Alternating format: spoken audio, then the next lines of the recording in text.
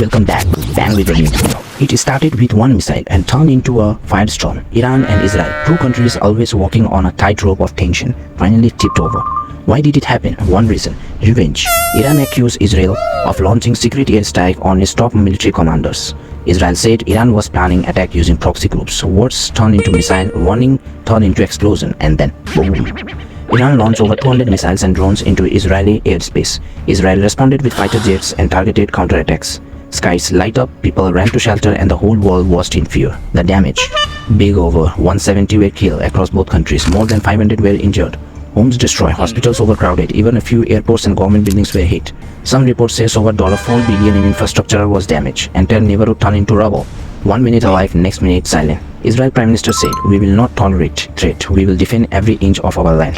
Iran President replied, "We will not be silent against aggression. We will answer fire with fire." It's like watching two angry neighbors throwing bricks while the rest of the street hides behind their curtain. And then came the big voices. Donald Trump, with his usual dramatic flair, said, "This never would happen if I was in office." Narendra Modi gave a more peaceful tone. "Violence is not the answer. The world needs dialogue, not destruction."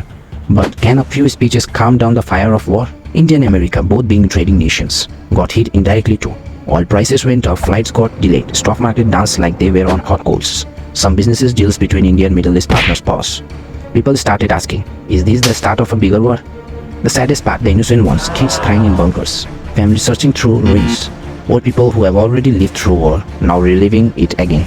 No one wins in this, not Iran, not Israel, not the world.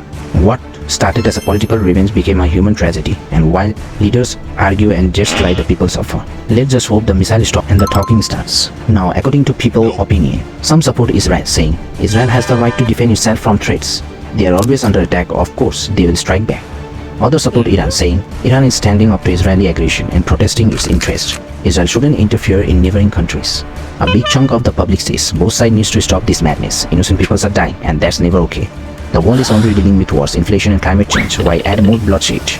From India and neutral countries, many Indians say we would stay out of it. Traders and business people worry more about oil prices and global market.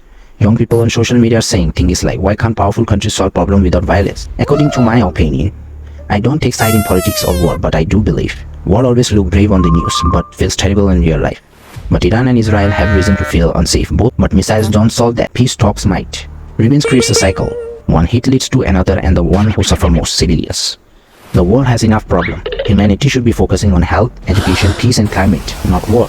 If leaders truly care about their people, they will stop choosing weapons and start choosing wars. If this story moves you, don't just scroll, share this video. Let the world know that behind every war there are families, children, and lives that deserve peace.